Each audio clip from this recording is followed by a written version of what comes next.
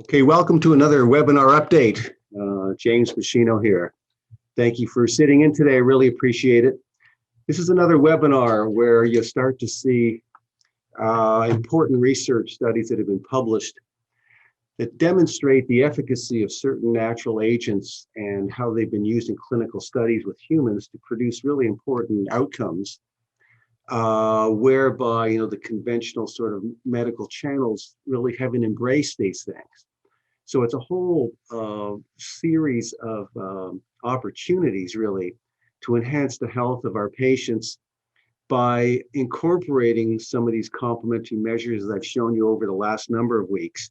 But I think you'll find today's webinar to be quite illuminating as I show you some new research with respect to the polyphenols in green tea extract, HCA, which is hydroxycitric acid, which is derived from the Garcinia cambogia fruit from Southeast Asia, and also the mineral chromium. How many people don't get enough chromium each day, and where these things can work synergistically with respect to helping to help people lose weight or prevent weight gain, speeding up their metabolism without any stimulants, helping to improve blood sugar regulation, and the evidence around memory consolidation, preserving memory, preventing memory loss, and also where some of these factors tie into cancer prevention and even sort of the complementary management of cancer to some degree.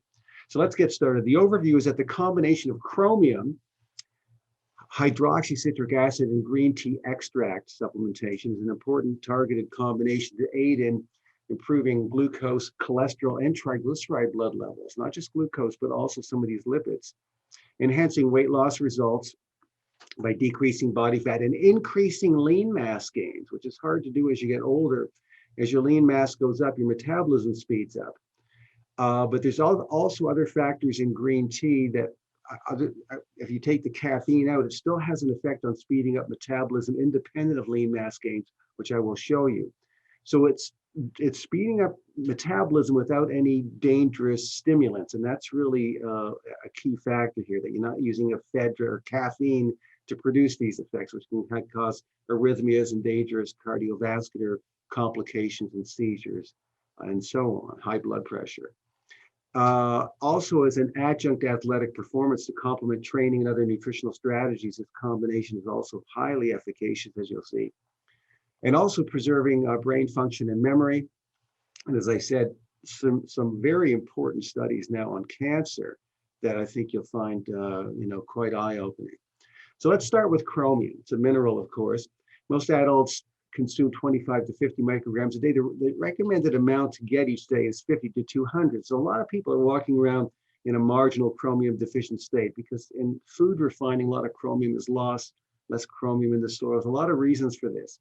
But with adequate chromium, it's been shown to help lower insulin levels because it improves the insulin sensitivity, makes the insulin receptors work better, as I will show you.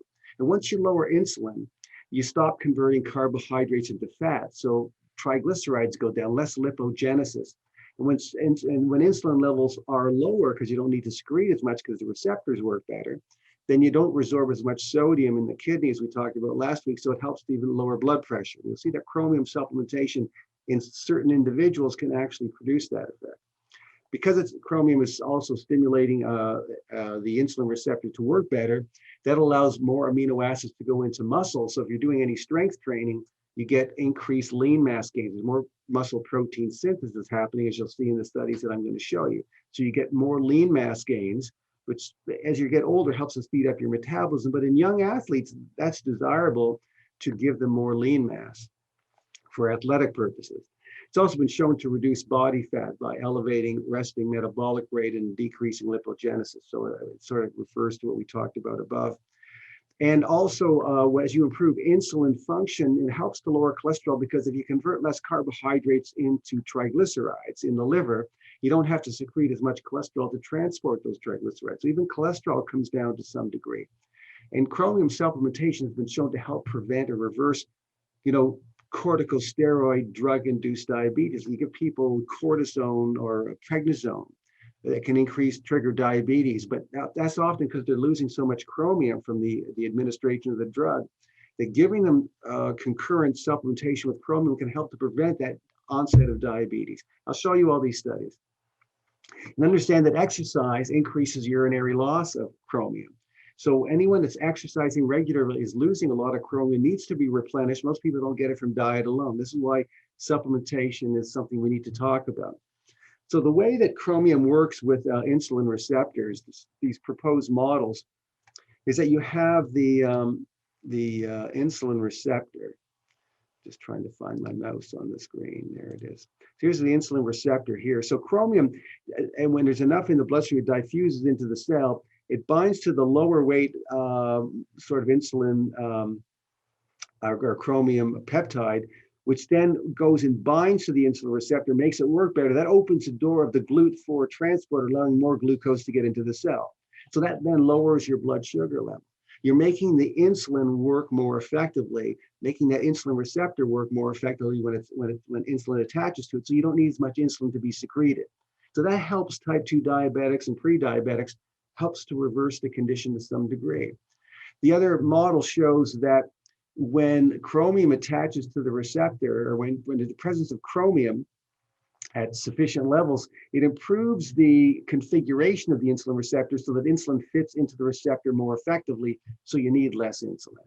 At the end of the day, the early studies with chromium in young athletes who are doing strength training, it showed that giving them 200 milligrams of chromium, 200 micrograms rather, of chromium a day versus placebo increased their lean mass gains. 200 micrograms here. These studies by Evans and Hastings in males and females are really eye-opening. And male football players over time, the chromium supplemented group, 200 micrograms a day versus placebo, all other things were kept the same, the type of training, the diet they were having. The lean mass gains improved significantly over the other group doing strength training, who got lean mass gains, but it wasn't as good as the group getting the chromium, because insulin function improves to get more amino acids into the muscle. There's greater muscle protein synthesis when that happens. And also their body fat came down to a greater degree. So over time, you see you have a significant loss in body fat while you're gaining lean mass, and you have this body fat reduction. Anybody doing training effectively is going to probably lose some lean mass, or body fat rather, but the body fat reductions are greater with chromium supplementation. These are sort of young, healthy populations. Those are the first original studies using a chelated form of chromium called chromium picolinate. Chromium picolinate is not really allowed in Canada. Health Canada sees that that form of chromium can have some adverse health effects, anemia, other problems. So they do allow certain chromium chelated products. And we use the most effective one in our product called Body Burn, which I will show you later. So these were the early studies on young athletes, but as you're going to see later, studies on diabetics and pre-diabetics, older individuals, have shown really significant effects on lowering body fat, increasing metabolism, increasing lean mass gains, and the effects on metabolic rate. So these were the early studies. This was the study.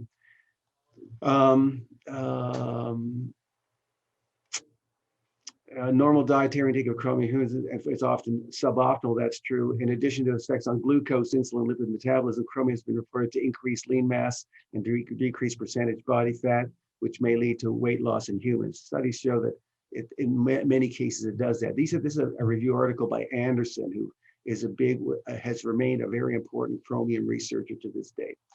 So in the reference citations I'm going to show you at the end of these slides on chromium, this is sort of the summary of what you see. And that is, chromium is an essential trace element required for maintenance of normal glucose metabolism. The function of chromium is directly related to the function of insulin, as chromium enhances the activity of insulin, as I've been trying to demonstrate. Some human studies demonstrate that chromium supplementation results in improved glucose intolerance, reversing it. Thus, it may have important applications for diabetes, people with hypo or hyperglycemia, and in syndrome X or metabolic syndrome, these pre-diabetic patients. Insulin chromium interactions are not restricted to glucose metabolism. Animals and human studies indicate that chromium stimulates amino acid transport into the cells with a corresponding increase in protein synthesis. So human studies have shown this repeatedly now. It's the trivalent form of chromium that is the nutritional chromium. The hexavalent chromium is the type of chromium that's used industrially, to make, they used to make chrome bumpers out of that on cars. That would be a toxic form of chromium. So nutritional chromium is the trivalent form, just so you're aware of that. Chromium concentrations in the body tend to decrease with age, and weight gain and glucose intolerance tends to increase with age. So there may be a correlation there. We know that there's increasing impairment of glucose tolerance throughout normal pregnancy. During pregnancy, a lot of chromium gets depleted. And some of that chromium depletion during pregnancy, we think, triggers some of this diabetes-related gestational diabetes. So in pregnant women who are becoming diabetic, really chromium assessments should be made. Understand that very few minerals can you get an accurate reading about normal status from hair samples. But for chromium is actually one of the minerals that when you do hair mineral analysis is a fairly reliable index of chromium status. So chromium is transported in the plasma in combination with transferrin. So remember that iron is also transported with transferrin and ferritin. So what we see is that from day to day, the chromium is lost significantly in the urine. So you need to put daily amounts in every day to maintain optimal status. You don't store a lot of chromium over time. And inorganic chromium that you find in most plant foods is not absorbed that well, only about 1%. Whereas the chelated forms of chromium, like the chromium that we use in our body burn, up to 10 to 25% of that chromium gets absorbed. So it's a more bioavailable form of chromium if trying to improve chromium nutritional status. A lot of the chromium supplementation studies I'm going to show you use chelated forms of chromium. So supplementation studies and clinical applications, glucose intolerance, more than 15 control studies demonstrate that chromium supplementation has positive effect on impaired glucose tolerance by potentiating insulin's action. This has very important implications for people who have high blood sugar and or they're type 2 diabetics. In clinical studies with non-insulin dependent diabetics, type 2 diabetics, chromium has been shown to decrease fasting glucose levels, improve glucose tolerance, lower insulin levels, decrease total cholesterol and triglycerides, and increase HDL cholesterol, which is the good cholesterol. Usually a minimum of 200 micrograms per day is required. It's been shown to lower cholesterol and triglycerides in both diabetic and non-diabetic patients. But usually it works only in people who already have a low chromium nutritional status, which is most people, to be honest with you. The typical changes are a 10% reduction in total cholesterol, which is a lot, and triglycerides, and a 2% increase in HDL, which is a lot when you consider that every 1% decrease in total cholesterol corresponds to a 2 to 3% reduction in risk of heart disease and stroke, right? Every 2 to 3% reduction, every 1% gives you a 2 to 3% reduction. So if you're lowering total cholesterol by 10%, you're getting up to a 20 to 30% reduction in risk of heart disease. And every time you raise HDL levels by 1%, you get a 2 to 4% decrease in cardiovascular disease. There are very few things that can raise your HDL. Like if you're overweight and you lose weight and you exercise, that'll raise your HDL. Olive oil might raise it a little bit. But here you see chromium raising the HDL in supplementation studies. That's a highly significant finding. It's hard to raise HDL in people that have low HDL levels. Body fat reduction and lean mass gain. So chromium supplementation has been shown to facilitate reductions in body fat and increase lean muscle mass. Usually it works best in young people in conjunction with resistance training in both males and females. However, even in older and elderly subjects, they see significant reductions in body fat and moderate increases in muscle mass compared to placebo when they start using a chromium supplement if they've been previously marginally deficient in chromium to begin with, which is most people. The typical doses for weight loss and lean mass gains are 200 to 400 micrograms a day. Remember that higher levels of insulin convert more carbohydrates into fat, and insulin resistance also decreases protein synthesis in muscles and amino acid uptake. So it becomes a vicious cycle as a person becomes more overweight and more insulin resistant. They have to secrete higher amounts of insulin. It's harder for them to gain lean mass and to reverse the process. So if they improve their diet, start to exercise, and add chromium supplementation, it really enhances the weight loss effect, but also the lean mass gain effect, which elevates metabolic rate. So these are the dosage ranges. For people with glucose intolerance, where you see someone with a high blood sugar level and not a diabetic yet, maybe 200 to 400 micrograms a day. If they have high cholesterol triglycerides, the dosage range is 200 up to 1,000 micrograms a day. For standard weight loss and lean mass gains, I like to target around 200 to 400 micrograms a day. For type 2 diabetics, if you're really trying to get a pronounced effect on hemoglobin A1C and glucose, lowering insulin, bringing cholesterol levels down, they might need 500 micrograms twice a day. And that's the level that's been shown also to reverse sort of corticosteroid-induced diabetes. But for me, I'm most comfortable at 200 to 400 micrograms a day for most types of patients who are glucose intolerant or overweight as an adjunct to bring cholesterol and triglyceride levels down. In terms of side effects and toxicity, very large safety range, usually very safe up to 1,000 micrograms a day, but I usually don't take chromium to that level just to be safe. Some people report if they take chromium later in the day that, it helps to decrease sleep requirements. I don't know, maybe it gives them more vivid dreams, which they may not like. Once you start exceeding 1,000 micrograms a day, though, you get into trouble. So these chromium picolinate studies showed anemia, liver dysfunction, other problems after just 4 to 5 months. So you can't, it's not like, sometimes less is more. 200 to 400 micrograms a day for most people, you're pretty much in the safe range. In terms of chromium supplementation may enhance the effects of drugs used for diabetes. So if a person is a diabetic on insulin, potential drugs that increase insulin release or insulin sensitivity, like metformin, let's say, and you add chromium, there's a very good chance that they're going to need a lower dose of the drug because the chromium is going to be effective. So, and you see this, in diabetic management. So in those cases, it's important to have the patient let their doctor know that they're using an intervention that may reduce their drug requirements so they don't become hypoglycemic, get dizzy, fall down, hit their head, fracture a hip or something like that. So it has to be, in a diabetic, there has to be the attending physician prescribing drugs needs to be alerted to the fact the patient wants to go down this route and try something that will potentiate their insulin sensitivity. So their drug requirement may be less, which is a good thing.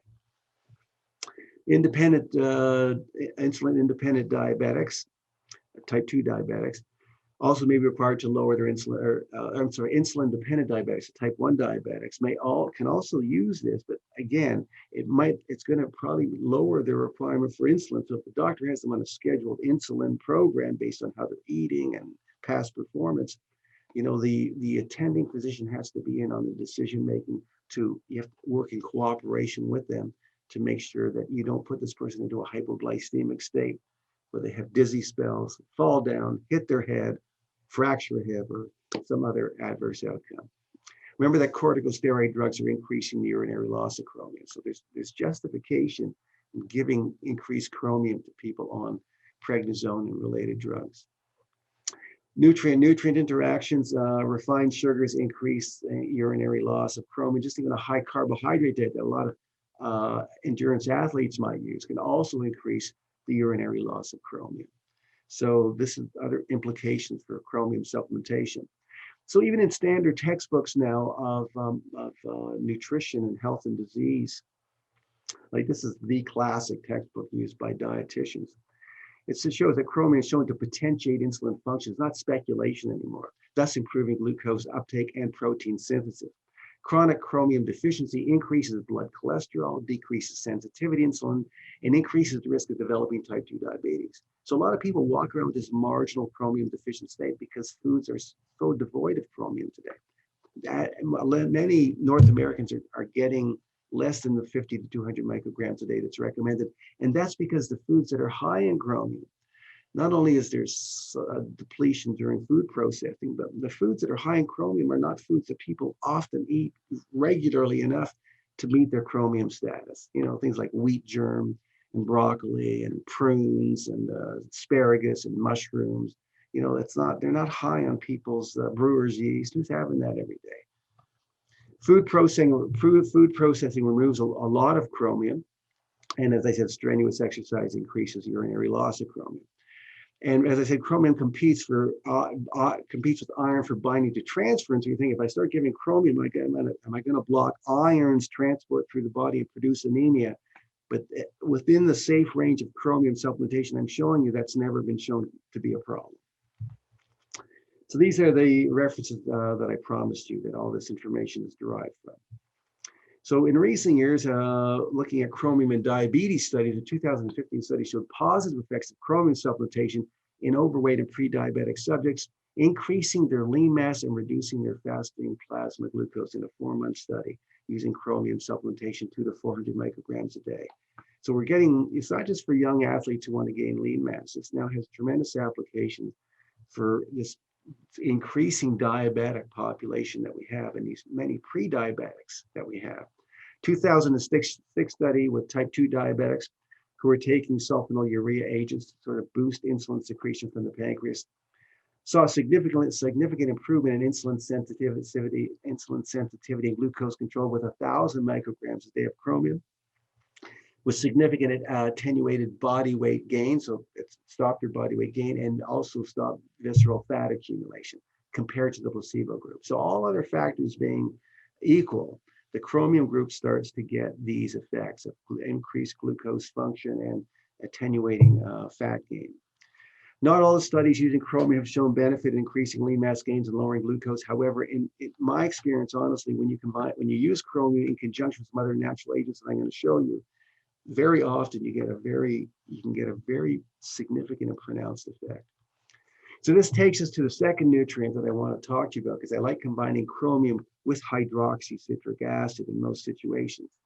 So hydroxycitric acid, or HCA, is a naturally occurring agent in a fruit that you find in Southeast Asia called the Garcinia cambogia fruit. And what HCA has been shown to do experimentally is inhibit the enzyme ATP citrate lyase. If you go back to your biochemistry, and when you overconsume carbohydrate calories, the body starts to convert carbohydrate into fat. One of the key enzymes that starts to convert carbs into fat is citrate lyase, ATP citrate lyase. So if you block that enzyme, it forces the carbohydrates to stay as glucose, and then it fills up the glycogen fuel tank in the liver. And once that fuel tank is full, the vagus nerve sends impulses to the appetite center in the brain, and it shuts off appetite. So people tend to eat less. They tend to have better food intake control because they feel full. So they feel they just can't keep eating because it becomes uncomfortable. So the inhibiting citrate lyase, which is turned on by high insulin levels, by the way. So you block that and you convert the glucose, stays as glucose and goes into the glycogen fuel tank in the liver, helping to shut off appetite. So animal studies confirm that weight reduction is possible, and some human studies have shown the same thing, especially in conjunction with chromium. And of course, that combination helping to lower triglycerides and cholesterol and hyperlipidemic patients as well. But in athletes who, after they train hard and they have tremendous liver depletion, when they start eating carbohydrates, you want to be jamming the glucose to be using that glycogen synthase process to replenish the glycogen fuel tank as quickly as possible. And hydroxycitric acid is able to help do that in people who are training as well. So it has applications not just for weight loss, but also for athletes. So here is the initial studies showing a reduction in body fat in overweight subjects by blocking the citrate lyase enzyme. So I provided those sort of abstracts for you if you want to read about it. Again, in rats, they showed that it was because of the citrate lyase blockade that HCA was working. So in 2011, they did a systematic review of all the HCA and weight loss studies in the journal Obesity.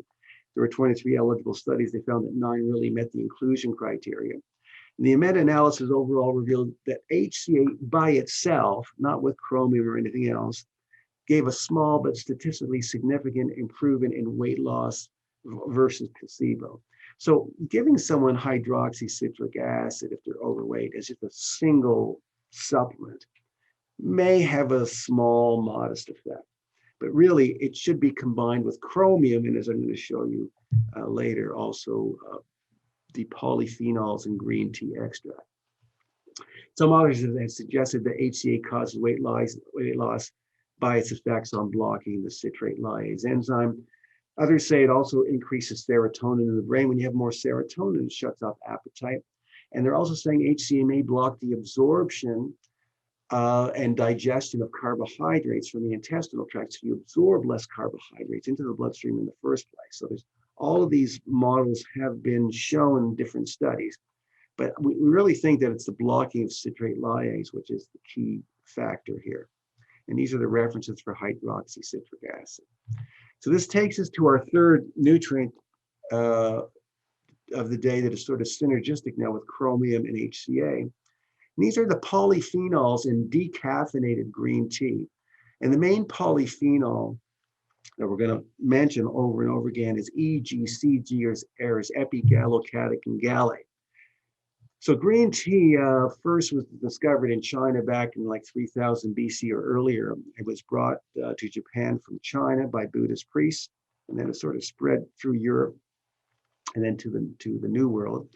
Now, black tea is actually derived from the same plant, but black tea undergoes fermentation and oxidation. And when that happens, it actually degrades a lot of the polyphenols. So black tea has much less of these active polyphenols like EGCG than does green tea. Black tea is still great, but green tea is much superior. So the big difference is that green tea and black tea, the green tea contains much more polyphenols or catechin constituents, including the highly medicinal, as you're going to see, epigallocatechin 3 gallate, and from now on, I'll just call it EGCG. EGCG has been investigated for its anti-cancer, anti-obesity, anti-atherosclerotic, anti-diabetic, antibacterial, antiviral, anti-dental caries effects, and I'm going to show you those studies. So unlike a lot of sort of natural agents where there's just a lot of experimental studies, we have consistent and positive health effects being seen with EGCG supplementation, especially with respect to its anti-cancer properties, enhancing weight loss, improving diabetic management, possibly warding off memory loss and Alzheimer's disease, and also, and we think even some other neurodegenerative diseases as well. So that was in a review paper in 2012. So we'll drill down and look at these studies. So these catechins from decaffeinated green tea have been used in weight management studies. So now, remember, the caffeine's been removed, so it's not a stimulant effect. The catechins have proven to decrease body fat and overall body weight when provided to overweight subjects compared to placebo who are on isocaloric diets and who are not exercising. They get you see in this one study, a 5 to 3 pound weight loss in 3 months compared to only 2.9 pounds in the placebo group. That was in 2005. The catechin group has also shown greater reduction in waist hip circumference and a greater decline in LDL cholesterol. So these polyphenols have effects even on lipids. So then in 2007, the same researcher took Japanese men and women with a lot of visceral fat obesity. There was a 12-week double-blind parallel multi-center trial. The green tea group ingested 583 milligrams of catechins, and the placebo group, or the control group, still got 97 milligrams, which is still significant, but it's not really medicinal enough. And it was a randomized stratified study. 240 subjects in total, 117 and 123 in one group and 117 in the control group. Here are the results. Decreases in body weight, body mass index, body fat ratio, body fat mass, waist circumference, hip circumference, visceral fat, subcutaneous fat were all found to be greater in the lower density lipoprotein also decreased in the group that had higher LDL cholesterol. There were no adverse effects found.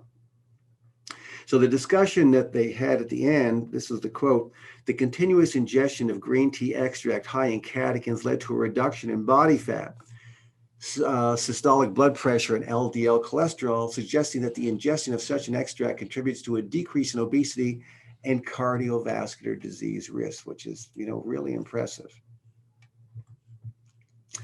They're also suggesting that they're saying that the mechanism involved, and this is really important, is that green tea catechins have the ability to turn on the body's brown fat. So when you turn on brown fat in the body, it starts to burn excess calories that you consumed and give them off as heat to the environment. So this is called thermogenesis, where your brown fat is turned on. A lot of people who are overweight, their brown fat is sort of switched off, so they don't burn that many calories, and their skin temperature is often cool. When you give them green tea catechins, not the caffeine in green tea, but the catechins in green tea, it upregulates the function of brown fat, and they start to burn more calories in these futile cycles, even while they're at rest, and give it off as heat to the environment. So this upregulation of brown fat, we think, is one of the key factors that helps these catechins in green tea help people lose body fat. Other mechanisms that they think are involved is where the green tea catechins are inhibiting the breakdown of epinephrine and norepinephrine. So if they have a more of a sustained effect, you get more thermogenesis, because these are stimulant natural neurotransmitters that the body's making from moment to moment. And they think it's also helping to inhibit fatty acid synthesis. So they're saying that in normal weight active men, green tea extract significantly increases fat oxidation by 17%, increasing fatty oxidation over a 24-hour period in both sedentary and active lean individuals during exercise.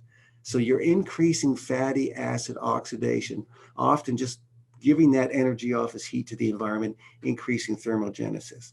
So this is a big finding now with ECGC from green tea, that it upregulates brown fat in the body. A lot of people overweight or type 2 diabetics, their brown fat is working in a suboptimal way. This helps to kick it back into gear and help the person burn calories more effectively. Once again, this is not an effect of caffeine, because these supplements are using decaffeinated green tea high in EGCG. And also, it looks like EGCG can also increase what's called mitochondrial biogenesis. We're increasing the number and the size of the mitochondria. And when you do that, the mitochondria tend to burn more calories and produce more energy that's given off as heat as well, part of thermogenesis. So prevention of weight gain. Experimental studies show that consumption of green tea extract helps prevent and reverse unhealthy weight gain, even in the presence of a high-fat diet compared to control groups. So all other factors being equal, it helps people on this North American diet, which is so dreadful, stop this increasing weight gain that we often see across the population. We've had, there have been a number of human studies using green tea extract showing that it helps to helps to improve weight loss in overweight subjects. And they're saying, probably through a multitude of factors, decreasing absorption of carbohydrates and fats from the intestinal tract, increasing thermogenesis through the ways that I explained, and that the addition of green tea extract to weight management programs may be used to enhance results in many cases. So we're seeing a lot of published data sort of supporting this. And then we see, with respect to not only to weight loss, but also blood pressure, glucose, and lipids, this 2012 review, it can help to burn fat, improve blood pressure, blood sugar control, reduce cholesterol, and reduce inflammation as well. Study with 56 obese, hypertensive patients, men and women, for 3 months. They gave them green tea extract for the 3-month period. These were the results. Reduced high blood pressure to some degree. It improved their insulin function and blood sugar. There was a decline in LDL cholesterol. It raised the HDL cholesterol, and it reduced markers for inflammation like the C-reactive protein, a very important surrogate for inflammation in the body. So this is just brilliant stuff to be able to provide to people. The authors conclude the following: daily supplementation of green tea extract favorably influences blood pressure, insulin resistance, inflammation, and oxidative stress, and lipid profile in patients with obesity-related hypertension. There's a lot of people like this walking around who have no clue that EGCG from decaffeinated green tea can be beneficial. It's not a magic bullet, but it should be used as part of the complementary management to improve lipid parameters and to help people get their body fat down, improve their insulin function. What about green tea and cancer prevention? Experimental studies demonstrate the ability of green tea catechins to encourage emerging cancer cells to undergo apoptosis, commit suicide, slow the division rate of cancer cells and even healthy cells, which makes them less prone to become cancer, decreases their metastatic potential, and decreases angiogenesis. And then I'm going to show you the human studies that really support this, but these were the first studies we had experimentally. You see the references there. These are all key mechanisms in cancer prevention, and they found that in experimental studies, this was especially true for breast, bladder, esophageal, and lung cancer, but you're going to see also prostate cancer very soon. So in prostate cancer models, one of the things that it showed experimentally is that it was turning on the genes for the cell to commit suicide, the Bax protein, which I will show you, and it was inhibiting the BCL2 peptide, which tends to prevent cancer cells from committing suicide. I'll show you this graphically in a second. So by turning on the Bax peptide gene and turning off the BCL peptide gene, you tend to encourage cancer cells that are emerging to commit suicide. So in prostate cancer models, we saw this very clearly. So let me show you what that means. So if this is a large cell, this big rectangle, you see that here's the p53 tumor suppressor gene, which is a very important tumor suppressor gene. If a cell is becoming cancerous, the p53 tumor suppressor gene can help the cell prevent itself from becoming a cancer cell that becomes immortal and starts to multiply. So what it can do is, one of the things that it can do is it can upregulate the secretion of the Bax protein. This Bax protein or peptide goes to the mitochondria, tears the mitochondria apart essentially. And so now the cell has no energy. So the cell must die if it has no ATP energy. So that's how apoptosis, it's one of the main ways that apoptosis occurs. Now, what cancer cells tend to do when they become very malignant is they upregulate genes to secrete the BCL2, which puts up a roadblock so the cell can't commit suicide. And so that's why cancer cells don't commit suicide. It's because they have this BCL2. Even when the genes are saying commit suicide, it puts a roadblock up. So what green tea extract was shown to do in experimental studies in prostate models is to upregulate the Bax synthesis and also block the BCL2. And in those models, the cancer cells commit suicide, which is brilliant. So does this translate into human studies? I'm going to show you that it does. Experimental research involving lung and prostate cancer animal models also show that it inhibits the release of vascular endothelial-derived growth factor. This is also true in breast cancer models, as you're going to see. So when tumor cells when they're solid tumors, like in the lung, prostate, and breast, when those cells reach even just a small size of 1 to 2 millimeters to the power of 3 in diameter, which is very small, they start to secrete vascular endothelial-derived growth factor because all the tumor cells now are getting the nutrients they need from the adjacent blood vessels. And if they keep dividing, there's going to be more cells competing for the oxygen and the nutrients, and not all the cells are going to get enough nutrients, so some will start dying off. So tumor cells start to secrete vascular endothelial-derived growth factor, or VEGF, so it can feed the tumor new blood vessels, and that's how metastasis occurs. And so that process is known as angiogenesis. So green tea catechins have shown an ability to block the secretion of vascular endothelial-derived growth factor from tumor cells, inhibiting angiogenesis. So here's how it works. Here's a tumor cell forming. Once it gets to a critical volume and size, starts to secrete VEGF, or vascular endothelial-derived growth factor. VEGF then goes to the blood vessels nearby, stimulates the growth of new tributaries into the tumor mass, and now the cells can keep dividing and growing, and they can squeeze into the blood vessels and metastasize. So green tea catechins have also been shown not only to induce apoptosis of cancer cells that are forming and block their angiogenesis potential, but it also has been shown to inhibit tyrosine kinase, a really key signaling mechanism inside the cell. So either within the membrane of cells or just below the membrane, there are these what are called tyrosine kinase peptides, these receptors that basically signal to other signaling mechanisms in the cell to tell the cell to divide and divide and divide and divide. In many cases of cancer, the tyrosine kinase gene is overexpressed, mutated.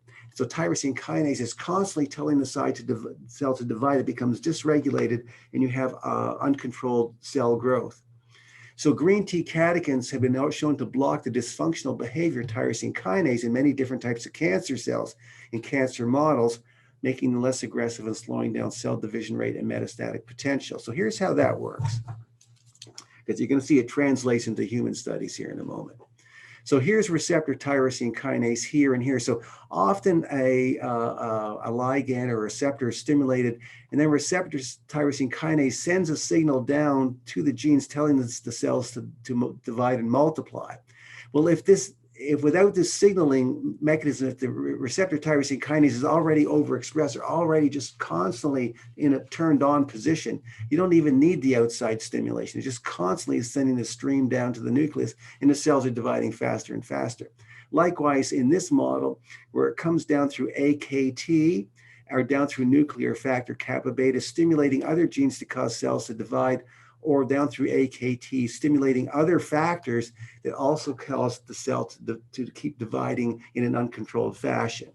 So here you see the receptor tyrosine kinase either as part of the cell membrane receptor series or the cytosolic tyrosine kinase, upregulating phosphoninositol 3 kinase, down through AKT and up through nuclear factor kappa beta and the mTOR pathway, a series of pathways blocking apoptosis. The ultimate effect of dysregulated tyrosine kinase for our purposes today is that it stimulates cell growth, proliferation, and survival of cancer cells. The green tea extract has been shown to help block receptor tyrosine kinase so you don't get these downstream effects. So are there human studies that support this? Yes, because we see that from just epidemiological studies, Asian men drinking a lot of green tea, their prostate cancer incidence is much lower. And then we see these experimental studies showing all the anti-cancer effects of EGCG. So now in 2006, they do the very first study on men that have precancerous lesions in the prostate gland. They give some EGCG for a year and they give others a placebo. And what the results are that the group that got the 200 milligrams a day of EGCG, after 1 year, only one tumor was diagnosed among the 30 men that were in that group, whereas 9 cancers occurred in the placebo group. So a 30% incidence of full-blown prostate cancer within 1 year in the group that got the placebo, only 3% in the group that got the green tea catechins. They also, the men that got the green tea catechins had also lower PSA blood levels, and it also improved symptoms of enlarged prostate and reduced lower urinary tract symptoms so they could urinate more easily and less often. No reported side effects. So they said, well, if it works to prevent the conversion of premalignant lesions to full-blown prostate cancer to a significant degree, not 100%, but pretty good. Let's take men that already have localized prostate cancer who are awaiting surgery. Let's give them 800 milligrams of green tea extract with high in EGCG components and look at biomarkers prior to their surgery. So they follow these individuals for a little over a month, and they see that the group that gets the green tea catechins in that group of men with localized prostate cancer, that they had their prostate-specific antigen levels go down. And their hepatocyte growth factor levels also go down. I'm going to show you the importance of this in a second. And they have VEGF secretion is less, as we saw in the experimental models, now translating into human studies. And the insulin-like growth factor levels are also going down. This whole IGF-1 stimulated effect, which then acts through receptors tyrosine kinase to stimulate cell growth. And they showed that the group taking in these high levels of EGCG, there was no damage to their liver. There was nothing abnormal that happened to them. It was a very safe level for them to take. So this is the hepatocyte growth factor model. So various studies have shown that certain green tea catechins like EGCG, for instance, can inhibit what's known as the hepatocyte growth factor c-Met receptor signaling in breast and prostate carcinomas in experimental studies. The way that it works is this way. Now we're seeing the same thing now in humans with this most recent study that I showed you. And when you overexpress the c-Met receptor, you tend to have a more aggressive type of prostate cancer. So that's the thing that's important here. And overall survival is usually not good. You get more metastasis. So in prostate cancer cells, when they start to produce this membrane receptor known as the c-Met receptor, when that's stimulated by HGF, hepatocyte growth factor, it tends to then signal down through phosphoninositol 3 kinase in the AKT system, more cell survival, more proliferation, more invasion and migration, more cellular proliferation. You get metastasis and further growth. So let's go back. What I said was, in this group of men with localized prostate cancer undergoing, prior to their surgery, given green tea ECG catechins, or a green tea extract with high in catechin content, that the hepatocyte growth factor level was significantly lower.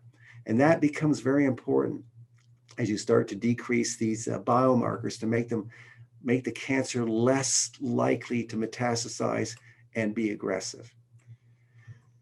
So maybe I need to go in the right direction. Here we go. So these were the study. Here's the 2006 study on men with pre-existing precancerous lesions. And these are men with localized prostate cancer, 2009. And then other mechanisms through which green tea has been shown to inhibit prostate cancer, and a great review article here in 2013. So what about in breast cancer? Well, we see that, women who have more green tea over the lifetime, there seems to be a link to decreased breast cancer as well. So they took women that already had breast cancer who were awaiting surgery. They gave them high doses of green tea extract that had no caffeine. They had hormone receptor negative breast cancer, which is a very aggressive type of breast cancer. The results showed that the green tea catechin group had significant impact on the cell signaling mechanisms that encourage cancer cell suicide. So it stimulated cancer apoptosis. The catechins also toned down pathways linked to metastasis and reduced secretion of VEGF and other factors that tend to stimulate more metastasis and more aggressive cancer. So in these women waiting for breast cancer surgery who are in a high risk category for aggressive cancer, that the biomarkers for tumor growth and for metastasis were decreased in the group that got the EGCG supplementation, which is highly important, including toning down the c-Met receptor and HGF pathway and toning down VEGF. Very important in preventing metastasis. My point is, why you wait and have prostate cancer or breast cancer before you make sure you're getting adequate amounts of these nutrients? Then in 2013, an incredible study here, a phase 2 clinical trial involving 42 patients with chronic lymphocytic leukemia, where medical treatments are not that great for this particular type of leukemia. So they gave them very high doses, 2,000 milligrams of EGCG twice daily for 6 months. It's a pretty high dose.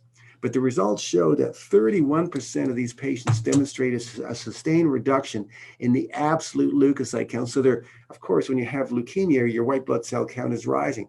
In 31%, their leukocyte count started to come down by 20% or greater, which, it's hard to get drugs that can do this and sustain it without toxic side effects.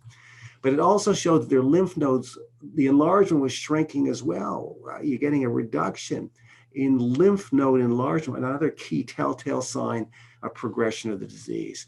So they said that overall 69% fulfilled the criteria for biological response with either a sustained decline of at least or greater than 20% of the absolute leukocyte count and a reduction of greater than 30% or equal to at least the sum of the products of the lymph node areas at some point during the 6 months of active treatment. So that's a significant finding in clinical models of cancer.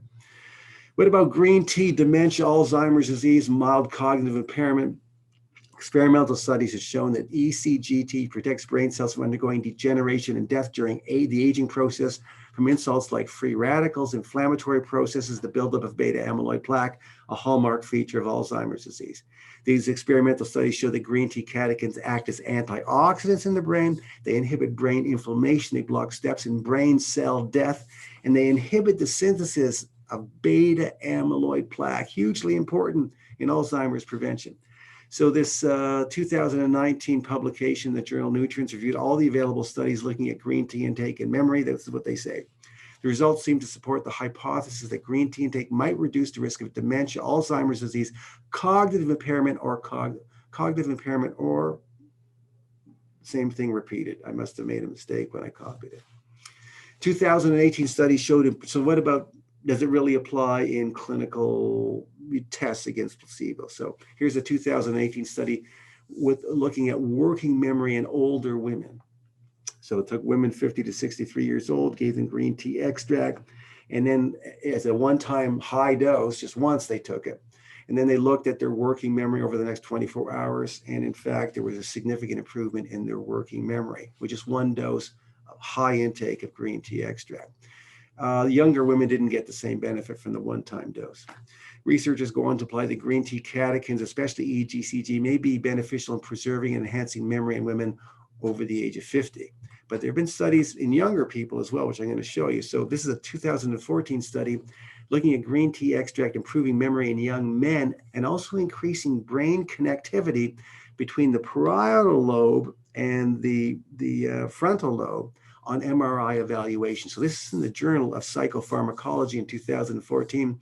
Took these young males, 24 years old, gave them 27.5 grams of green tea extract in 4 randomized sessions. It improved their working memory, and on functional MRI evaluations, it improved the connectivity between 2 regions of the brain involved in memory, the parietal and the frontal lobes.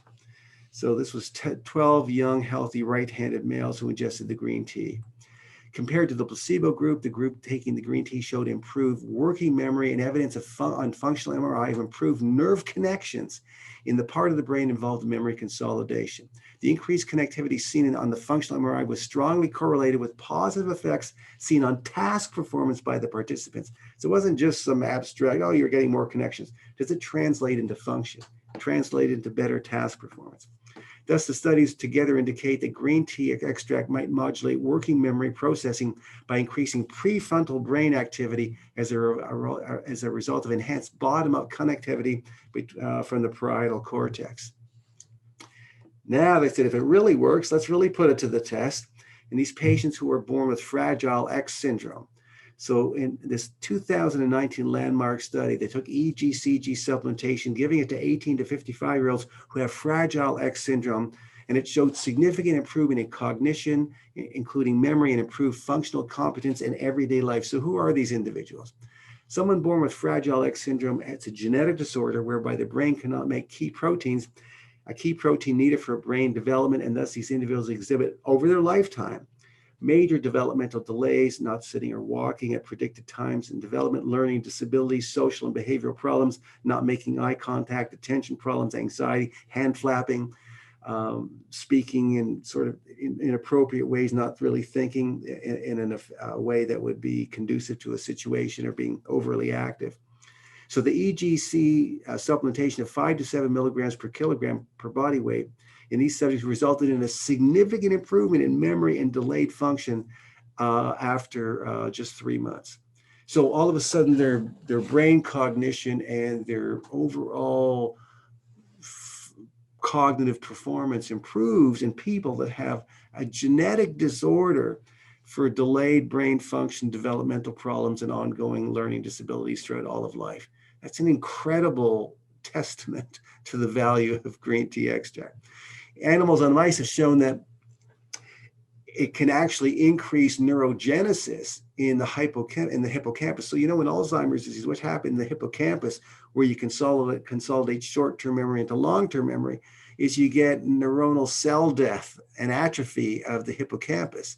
So in mice studies, you're seeing that it preserves the hippocampus status, and you also get neurogenesis of new nerve cells being formed. And we think the same thing happens in humans. So the mice studies show that EGCG supplementation increased the number of hippocampal neural progenitor cells, which give rise to more neurons, and markedly improved their function, spatial cognition in mice. Our results provide strong evidence that EGCG enhances adult hippocampal neurogenesis. As people get older, you don't want your hippocampus to undergo atrophy. Might be one of the ways to preserve it. So with all of this available research, over the years, I concocted Adëeva Body Burn, which contains a Health Canada approved safe chromium chelate.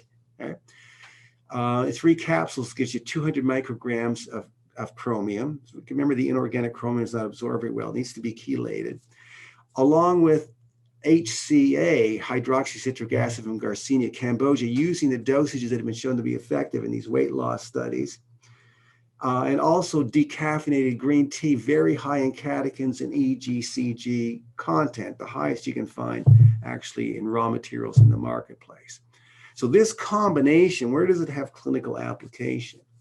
Well, for patients who are trying to lose weight and for diabetic management, I would encourage them to take 3 caps a day. Sometimes in the first 2 weeks, I might give them 6 caps a day to really stimulate and sort of super boost their thermogenesis, if you will, to kick their brown fat into gear and also get their chromium, their insulin sensitivity really well established as quickly as possible. Remember, there's no dangerous stimulants here. Also, to prevent age-related weight loss, I take it. To support lean mass, I take it because your metabolism slows down as you get older. Once you're over the age of 40, everybody should consider doing this. People become a little more glucose intolerant as they get older. It's harder to support lean mass gains because your anabolic hormones are dropping. So I've used this very successfully in my own life after the age of 40 to stay cut and lean, and I'm enthused about the other effects in terms of cancer prevention possibly, and some of the effects on the brain. For athletes who are trying to optimize their glycogen replenishment and keep their lean mass and enhance their lean mass, I give them 2 to 3 caps a day. If a person has high cholesterol or triglycerides, I might give them 2 to 3 caps a day in conjunction with our Adëeva Chole Forte product, if you're familiar with that. And to preserve brain and memory function as people get older. So of course, the catechins in green tea have been shown to do that. But also, when you help to keep people's glucose and cholesterol levels down, that also helps to prevent dementia and Alzheimer's disease and vascular dementia. So you don't have atherosclerosis forming there. So 2 to 3 caps a day in those individuals also makes a lot of sense to me. As just a general sort of cancer preventative supplement, it's part of an overall game plan: diet, exercise, avoiding carcinogens, other supplements you might be taking. I like taking 2 to 3 caps of this a day. And in men that have benign prostatic hyperplasia or localized prostate cancer, where they're undergoing watchful waiting, I usually add the Body Burn supplement to the protocol that I give them, usually 3 caps, sometimes up to 6 caps a day, depending on how high their PSA blood level is. So this is Body Burn. In 1 capsule, this is the breakdown. And this is what Health Canada allows us to say about the supplement. A factor in the maintenance of good health, provides support for healthy glucose metabolism, helps the body to metabolize carbohydrates and fats. It's a source of antioxidants, especially the EGCG, for maintenance of good health. To be used as a complement to healthy lifestyle that incorporates a calorie-reduced diet and regular physical activity for individuals involved in a weight management program, or to maintain healthy body weight. So that's sort of the Health Canada allowed claim that we can use. But when you look at the entirety of all the evidence around these 3 nutrients, the clinical applications, in my view, as a clinician, you might want to consider using it in other ways that may be beneficial for people as sort of a complementary measure. So I think it's also important to drink some green tea every day. It's not all about supplements. I usually have 2 to 3 cups of green tea a day, in addition to taking 2 or 3 Body Burn capsules a day. I still have green tea as a drink, and that's recommended by a number of health authorities. So I suggest that you want to maybe consider that in your own game plan as well. So I hope you consider Body Burn as one of the supplements that you introduce to patients for once you make your own evaluation of the research for different applications. I think it's one that's really worth understanding and getting up to date on the research. So I want to thank you for attending today. I really do appreciate that very much.